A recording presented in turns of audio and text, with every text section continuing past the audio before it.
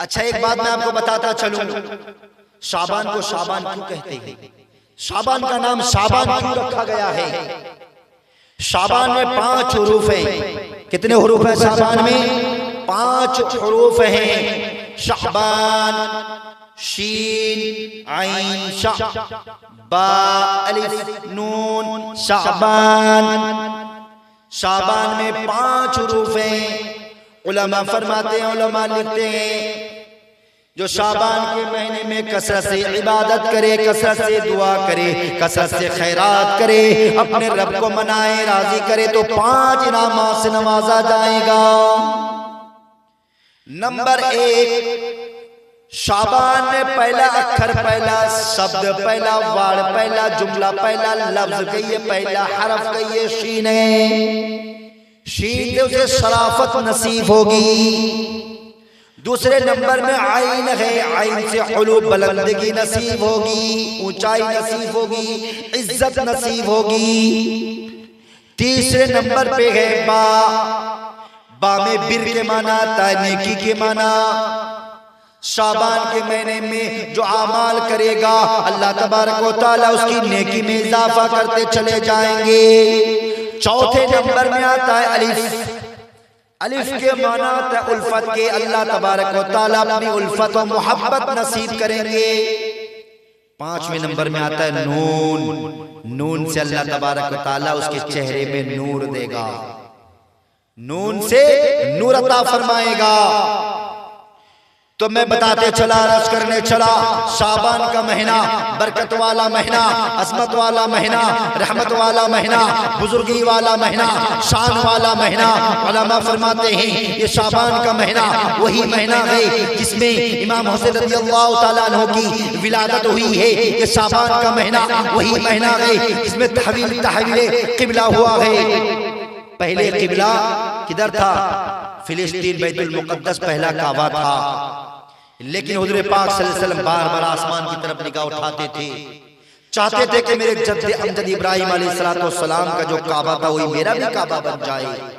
तो तहवील क़िबला यानी क़िबला को बदला गया। वो जिस माह में बदला गया वो शाबान का महीना था। झूठा दावा करने वाला नबूवत का मुसलमान कज़्ज़ाब को नजरे आतिश किया गया, मुसलमान कज़्ज़ाब को दोज़ख में भेजा गया, उसको तबाह बर्बाद किया गया।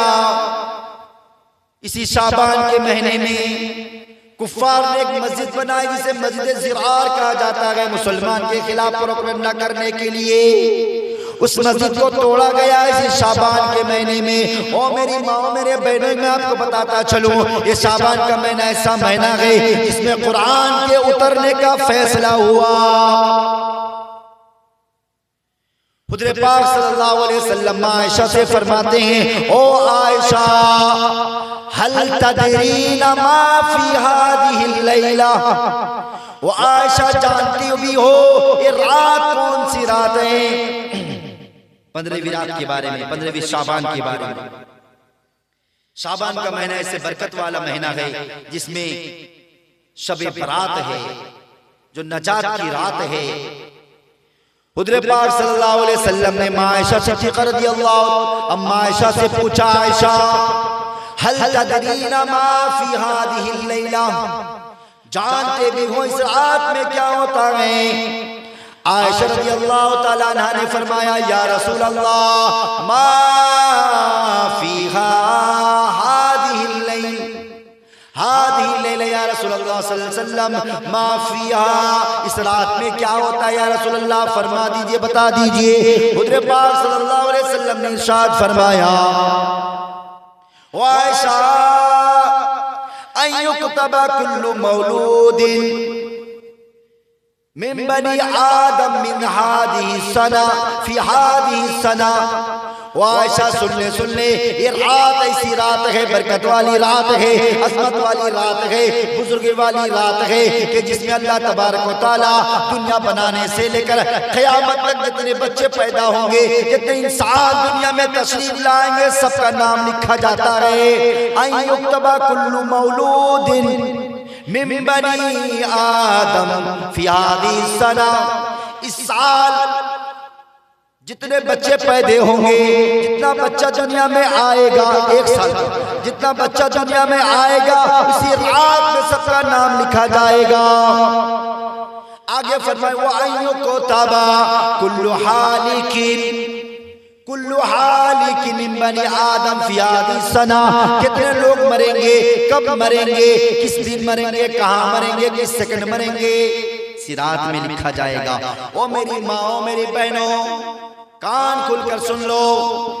अल्लाह के नबी सल्लल्लाहु अलैहि वसल्लम ने फरमाया इस साल जितने बच्चे पैदा होंगे, कितना बेटा पैदा होगा, कितनी बेटियां पैदा होंगी, कितने काले पैदा होंगे, कितना गोरा पैदा होगा, कितना सांवला पैदा होगा, कितना जो है अनपढ़ पैदा, कितना पढ़ा लिखा होगा, कितना नेक होगा, कितना जाहिल होगा, कितना आलिम होगा, कितना जाहिल होगा, कितना डॉक्टर होगा, कितना मास्टर होगा, सारी फहरिस्त को इसी साल से रात में पूरे साल का लिखा जाता है।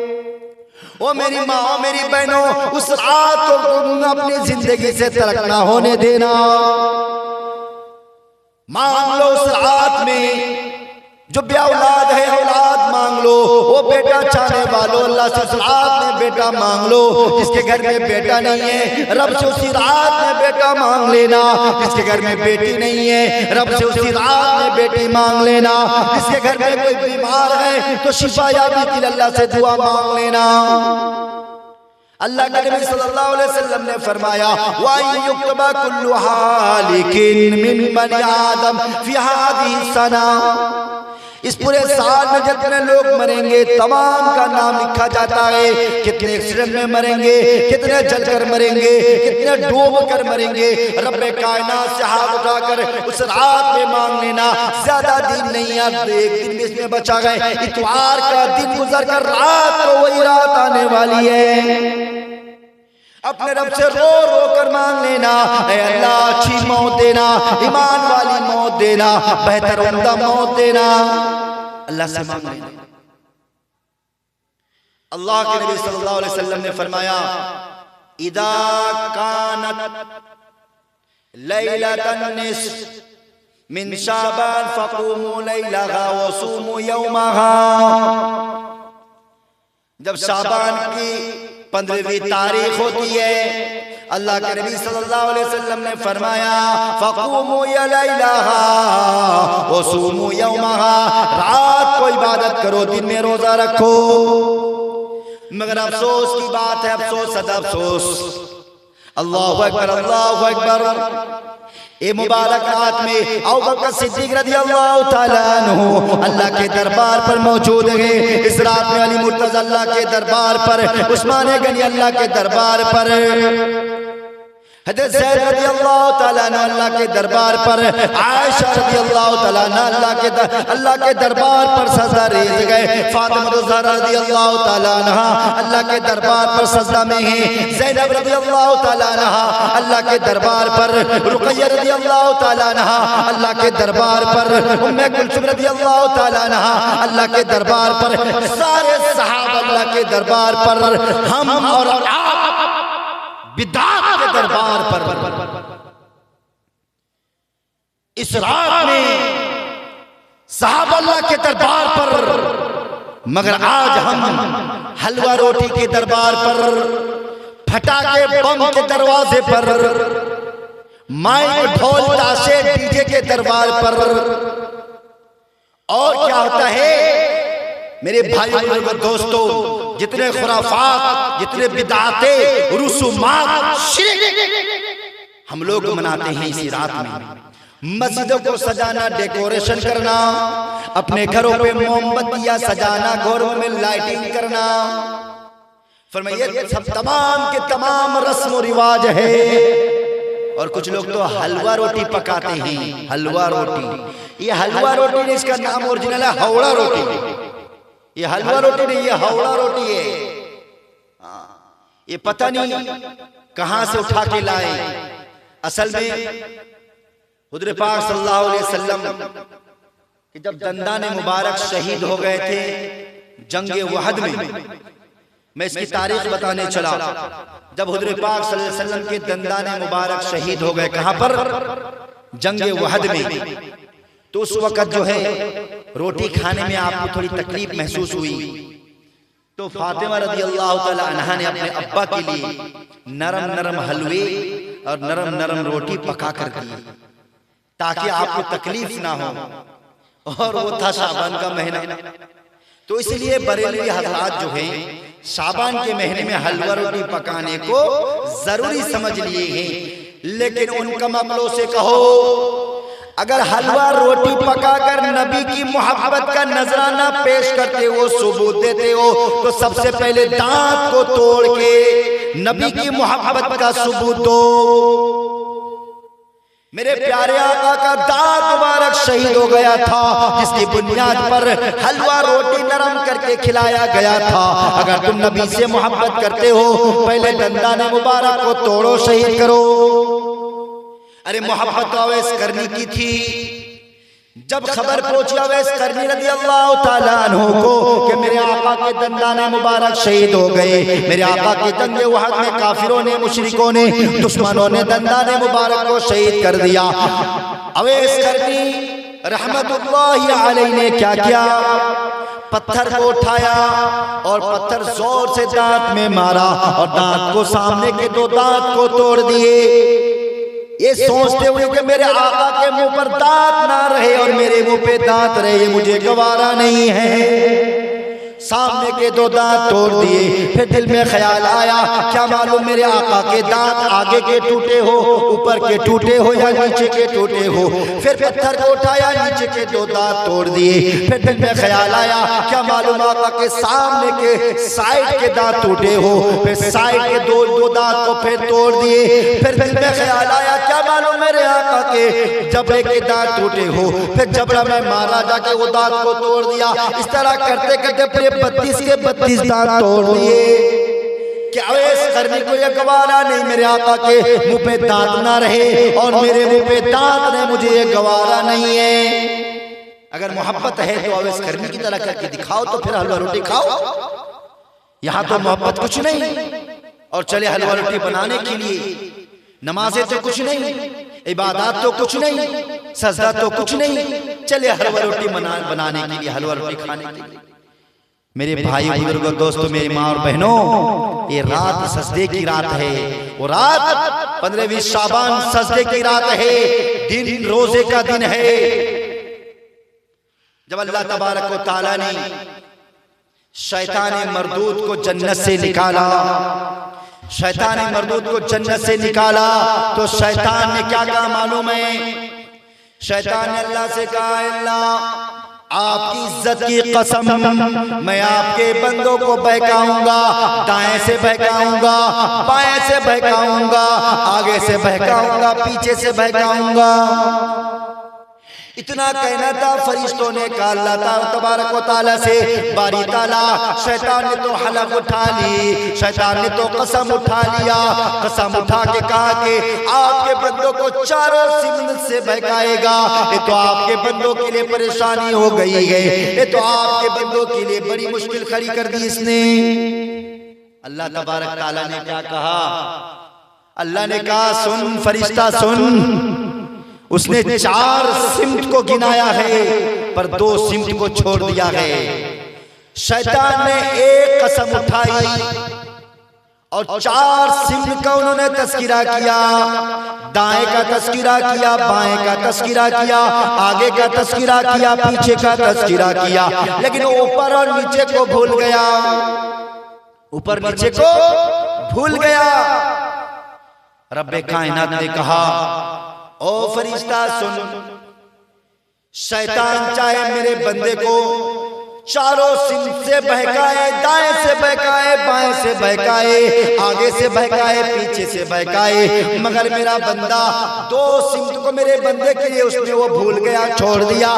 जब मेरा बंदा मेरे सामने रोकर हाथ उठाएगा, रो रोकर हाथ उठाएगा, शैतान ने ऊपर का सिमत को छोड़ दिया, भूल गया, तो मैं ऊपर से रहमत बरसाऊंगा और उसके गुनाह को माफ कर दूंगा। और जब मेरा बंदा सजदा में सर को झुकाएगा, शैतान ने नीचे के सिमत को छोड़ दिया, भूल गया, मेरा बंदा जब सजदे को नीचे झुकाएगा तो मैं रब्बे कायनात, मेरी इज्जत की कसम, मेरे जलाल की कसम, वो इज्जती वो जलाली।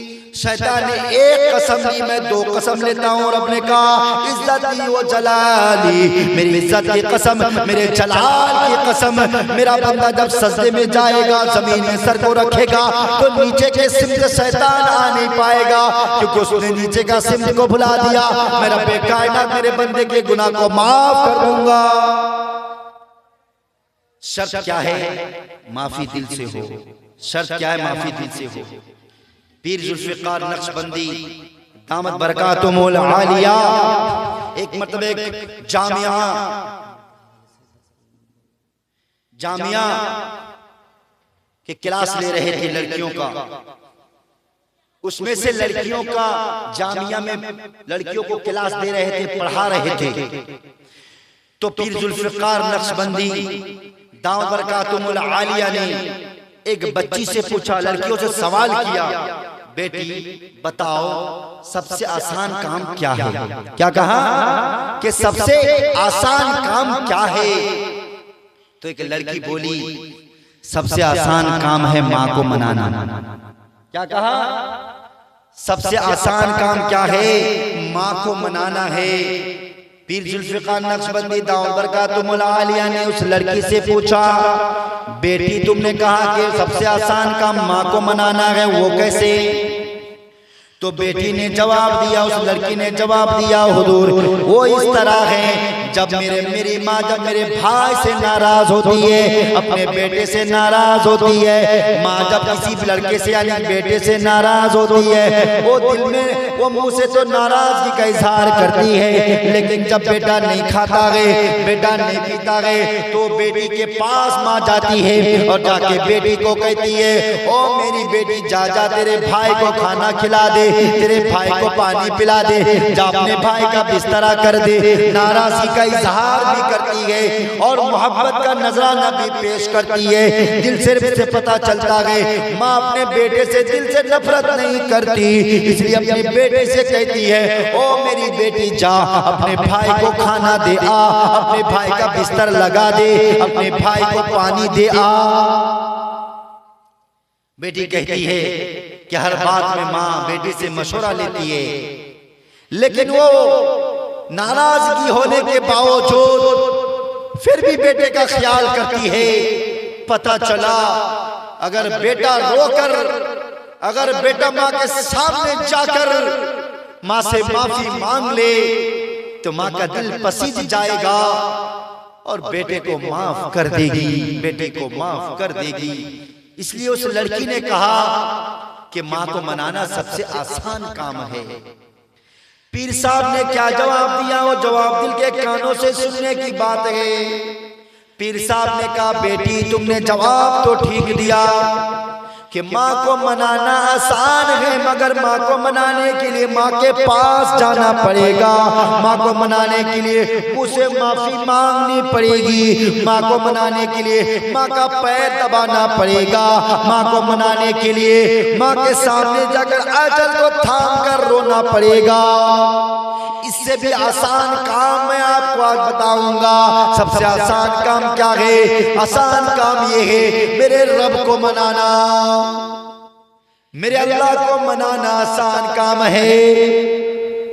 अरे माँ नाराज होती है तो माँ को मनाने के लिए जाना पड़ता है, माँ को मनाने के लिए आंसू बहाना पड़ता है, माँ को मनाने के लिए पैर दबाना पड़ता है, माँ को मनाने के लिए हाथ जोड़कर माफी मांगनी पड़ती है। मगर मेरा अल्लाह, माँ को मनाना जितना आसान है, मेरे अल्लाह को मनाना उससे 70 गुना ज्यादा आसान है। माँ को मनाने के लिए सामने जाना पड़ता है, रब को मनाने के लिए कहीं जाने की जरूरत नहीं। माँ को मनाने के लिए अल्फाज की जरूरत पड़ती है, रब को मनाने के लिए अल्फाज की जरूरत नहीं। दिल से नादिम हो जाओ, दिल से शर्मिंदा हो जाओ, मेरे बारी ताला मैंने गलती कर ली, मैंने गुनाह कर लिया, ऐ अल्लाह मैं दिल से नादिम हूँ, मैं दिल से शर्मिंदा हूँ, मेरे मालिक तू मुझे माफ फरमा दे। माँ को मनाने के लिए पैर दबाना पड़ता है, रब को मनाने के लिए पैर दबाने की जरूरत नहीं। दिल दिल में सिर्फ माफी मांग लो। मेरा अल्लाह कहता है मेरे बंदे मैंने तेरे सारे गुनाह को मिटा दिया, माफ कर दिया। कमल्ला दम्बला, ऐसे माफ के जैसे उसने कुछ किया नहीं, जैसे उसने कुछ किया नहीं। ओ मेरी माँ, मेरे भाइयों, मेरे बुजुर्गों, मेरे दोस्तों, आज हम कहाँ छोड़ के भाग रहे हैं? जिधर जाओगे उधर उधर खसारे खसारा पाओगे। जहाँ पर जाओगे वहाँ पर मेरा अल्लाह मौजूद होगा। फिर अल्लाह को छोड़ के कहाँ भाग रहे हो? या अय्युहल इंसान मा गर्रका बिरब्बिकल करीम, ऐ इंसान अपने रब्बे करीम को छोड़ के कहाँ भागता है? कहाँ भागता अपने रब्बे करीम को छोड़कर? मेरा रब्बे करीम है। उलमा ने फरमाया मेरे रब को मनाना आसान गए, सामने शबे बारात गए, पूरे साल के जितने गुनाह हो चुके हैं मेरे रब के सामने सजदा रेज़ होकर मना लेना रब को। मगर एक बात सुनते चलो, शाबान के महीने में सबकी माफी हो सकती है, सबकी बख्शिश हो सकती है, मगर 6 किस्म के आदमी हैं जिसकी बख्शिश नहीं। कितने किस्म के हैं? कितने किस्म के आदमी हैं? 6 किस्म हैं। अब हर एक माँ बहना, हर एक भाई, हर एक बच्चे दिल पे झांक लो कि क्या वो 6 किस्म में हम हैं कि शबे बारात की रात में अल्लाह तबारक व तआला सबके गुनाह को माफ कर देगा, सबके गुनाह को मिटा देगा, सबको माफी दे देगा, मगर 6 किस्म के आदमी हैं जिनकी कोई माफी नहीं है। बता दूं वो 6 किस्म? टाइम ज्यादा होगा चलेगा, शॉर्टकट में बता दूं क्योंकि मुझे वहां भी प्रोग्राम करना है। मगरिब से पहले प्रोग्राम करके आ रहा हूं बयान करके, यहाँ पर फिर वहां पर है, फिर कल है 2 जगह, तो इसलिए तबीयत को भी देखना है, गले को भी देखना है। मुख्तसर तौर पर सुनते चले। अगर वो 6 में से कोई है तो अब भी मौका है, उस 6 में से निकलकर अपने रब को मना लें शबे बारात में। नंबर 1, जिसकी मग़फ़िरत नहीं, बख्शिश नहीं उस रात में, वो कौन है? मुशरिक है। शिरक करने वाला मुशरिक है। शिरक की 2 किस्में हैं, एक शिरक जली और एक शिरक खफी। शिरक जली कहते हैं बड़ा शिरक, शिरक खफी कहते हैं छोटा शिरक। बड़ा शिरक अल्लाह की ज़ात और सिफात में किसी को शरीक करना, जिसके बारे में कुरान ने फरमाया इन्नल मुशरिकूना नजसून, मुशरिक नापाक है। और एक जगह फरमाया इन्ना शिरक लज़ुल्मुन अज़ीम, शिरक सबसे बड़ा गुनाह है। और एक जगह फरमाया इन्नल्लाह ला यग़फिरु अन युशरका व यग़फिरु मा दूना ज़ालिका लिमन यशा, रब्बे कायनात सारे गुनाह को माफ कर देंगे सिवाय शिरक। शिरक माफ नहीं। और छोटा शिरक, मिसाल के तौर पर बीमार हुए, दवा खाया, शिफायाब हो गई, सेहत मिल गई, और दिल में सोचा या किसी को कह रहा था मैंने फला डॉक्टर को दिखाया था इसलिए मैं भली हो गई हूँ, फला इलाज फला जगह इलाज करवाया था मैं भली हो गई हूँ, मैंने वो काम किया तो ठीक हो गई हूँ। ये शिरक खफी है। शिफा देने वाली जात अल्लाह की है, डॉक्टर की नहीं, दवा की नहीं। एक बुजुर्ग ने अल्लाह के सामने उसकी हाजिरी हुई तो रब्बे कायनात ने उस बुजुर्ग से पूछा मेरे बंदे क्या लेकर आए हो? उस अल्लाह वाले ने कहा बारी ताला कुछ तो साथ में नहीं लाया, बस सिर्फ तौहीद लाया हूँ। क्या कहा? तौहीद लाया हूँ। अल्लाह ने कहा अच्छा तौहीद लाया, याद कर फला तारीख में, फला रात में, फला दिन तूने रात को दूध पिया था और पेट में दर्द हुआ, तूने सुबह अपनी बीबी से कहा था मैंने रात को दूध पिया इसलिए गैस होकर अम्बल होकर मेरे पेट में दर्द हो गया, ये तौहीद लाया गए। अरे दूध की क्या मजाल है कि पेट में दर्द दे दे, दर्द देने वाली जात अल्लाह की है। शिफा देने वाली जात कौन है? अल्लाह की है, दूध की कोई मजाल नहीं। इसलिए मेरे माँ और बहनों, शबे बरात में अपने गुनाह से तौबा कर लेना। तो 6 क्वालिटी के आदमी हैं जिनकी कोई मगफिरत नहीं होगी। नंबर 1 मुशरिक, शिरक करने वाला। कुरान में ऐलान किया, यसअलूनका अनिल खमरी वल मैसिरी, वो लोग पूछते हैं आपसे, यसअलूनका अनिल खमरी वल मैसिर, शराब के बारे। अल्लाह के नबी सल्लल्लाहु अलैहि वसल्लम को लोग पूछते हैं, कुफ्फार मुशरिकीन शराब के बारे में। नंबर 2, नंबर 1 में मुशरिक जिनकी कोई मगफिरत नहीं। नंबर 2 में शराब पीने वाला। तमाम लोगों की शबे बरात में मगफिरत कर दी जाएगी, मगर 6 किस्म के लोगों की मगफिरत नहीं। नंबर 1 शिरक करने वाला, नंबर 2 शराब पीने वाला। कुरान में फरमाया, यसअलूनका अनिल खमरि वल मैसिर कुल फीमा इस्मुन कबीर, वो लोग आपसे पूछते हैं कि शराब और जुए के बारे में आप फरमा दीजिए, आप कह दीजिए ये बड़ा गुनाह है, बड़ी बुरी चीज है, बड़ी बुरी चीज है। एक रिवायत में अल्लाह के नबी सल्लल्लाहु अलैहि वसल्लम ने फरमाया, जो आदमी 3 मरतबा शराब पिएगा उसको कोड़ा मारा जाएगा। मन शरिबल खमरा, जिसने शराब पिया 3 मरतबा, फजलिदू, उसको कोड़ा मारा जाए। फइन आदा फिर राबिया, 4थी मरतबा अगर पी लिया है, फक्तुलू, उसको कत्ल कर दिया जाए। एक रिवायत में आया है, जिसने 1 मरतबा भी शराब पिया हो, 40 दिन उसकी कोई दुआ कबूल नहीं। 40 दिन उसकी कोई दुआ कबूल नहीं, क्योंकि शराब तमाम बुराई की जड़ है, शराब तमाम खताओं की जड़ है। इसलिए शराब नोशी से बचो। फुज़ैल बिन अयाज़ रहमतुल्लाह अलैह के सामने एक नौजवान खिदमत के लिए आया करता था। फुज़ैल बिन अयाज़ कितने बड़े अल्लाह के वली बुजुर्ग हैं। उनके सामने एक नौजवान आया करता था खिदमत के लिए। इत्तेफाक से एक दिन वो बीमार हो गया। फुज़ैल बिन अयाज़ रहमतुल्लाहि अलैह उनकी इयादत के लिए सामने पहुंचे। हदीस में आया है, जब कोई बीमार हो जाए तो उसकी इयादत के लिए पहुंचो तो तलकीन करो, कलमा की तलकीन करो, उसके सामने यासीन शरीफ पढ़ो और कलमा की तलकीन करो। लकीनु ला इलाहा इल्लल्लाह। अल्लाह के नबी सल्लल्लाहु अलैहि वसल्लम ने फरमाया, जब तुम किसी मरीज के सामने, मर्दुल वफात वाले के सामने, करीबुल मर्द के सामने पहुंचो तो कलमा की तलकीन करो, कलमा पढ़ो, पढ़वाओ नहीं।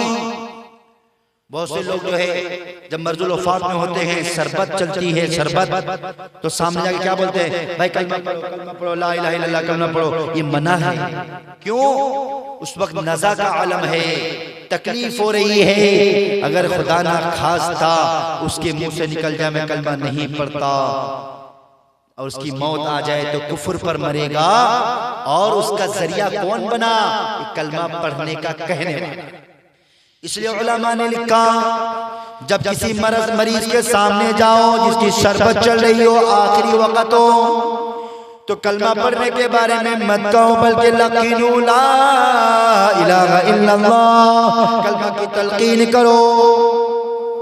तो फुज़ैल बिन अयाज़ रहमतुल्लाह अलैह अपने नौजवान खादिम के सामने पहुंचते हैं, क्या देखते हैं? नज़ा के आलम में बड़ा बीमार है, परेशान है, हैरान है।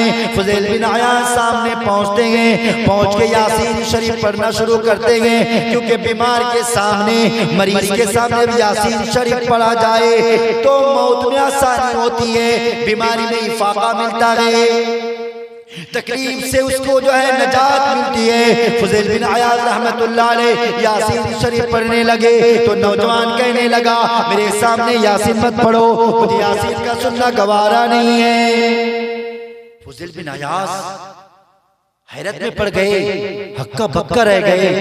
अरे मेरा खादिम नौजवान नेक साले लड़का मेरी खिदमत में आया करता था, लेकिन आज यासीन का सुनना गवारा नहीं। उसके बाद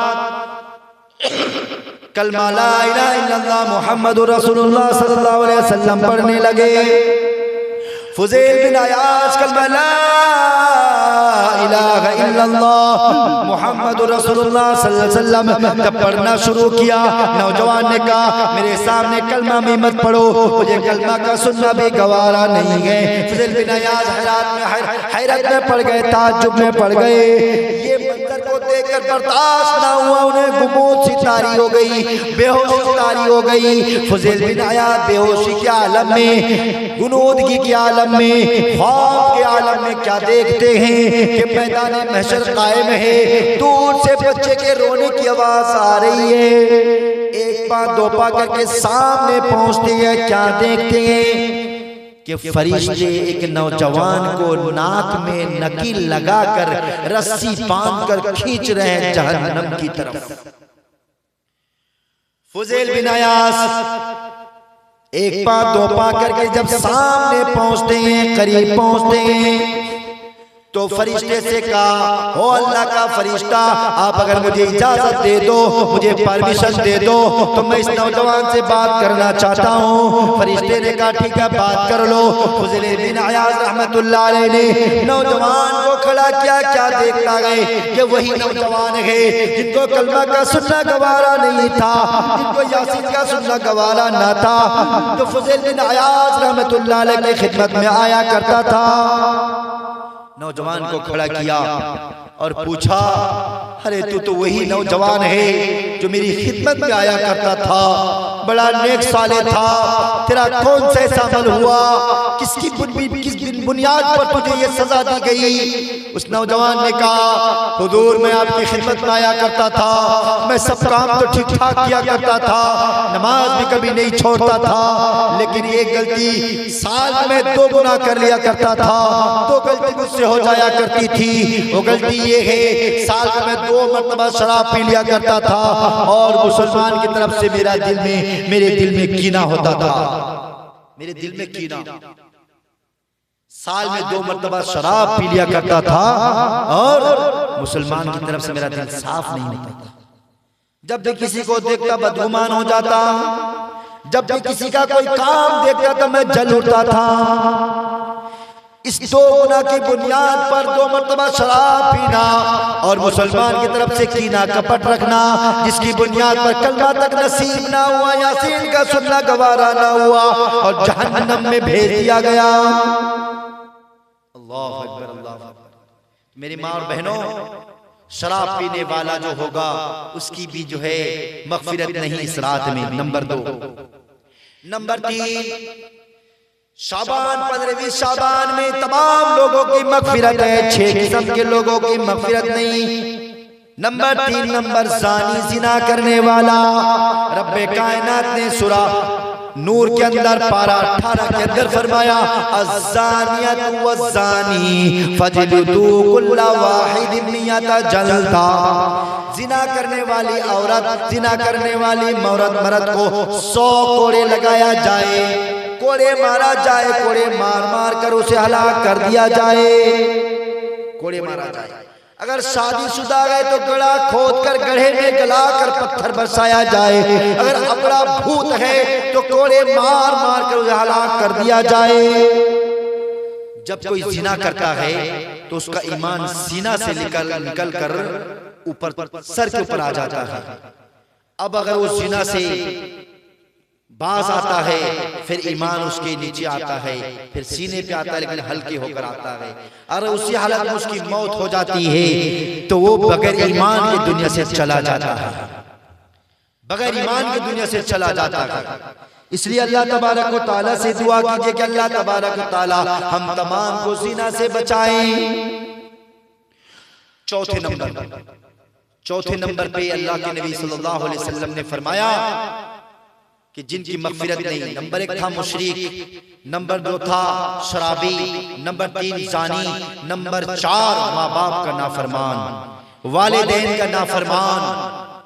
जिनकी इस रात में मगफिरत नहीं, जिस रात में तमाम लोगों की मगफिरत होगी मगर माँ बाप के नाफरमान की मगफिरत नहीं। अल्लाह ने कुरान में इरशाद फरमाया, वक़ज़ा रब्बुका अल्ला ताबुदू इल्ला इय्याहु व बिल वालिदैनि ihसाना।